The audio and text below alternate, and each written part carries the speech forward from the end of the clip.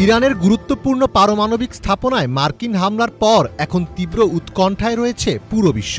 শনিবার যুক্তরাষ্ট্র ইরানের ফোর্দো পারমাণবিক কেন্দ্রে ৩০,০০০ পাউন্ড ওজনের বাংকার বাস্টার বোমা নিক্ষেপ করে।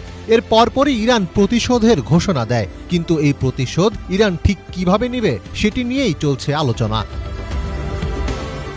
ইরানের পারমাণবিক স্থাপনায় মার্কিন হামলা শুধু মধ্যপ্রাচ্যের শক্তির ভারসাম্যকেই নাড়িয়ে দেয়নি, বরং এর প্রভাব ছড়িয়ে পড়েছে বিশ্ব রাজনীতিতেও।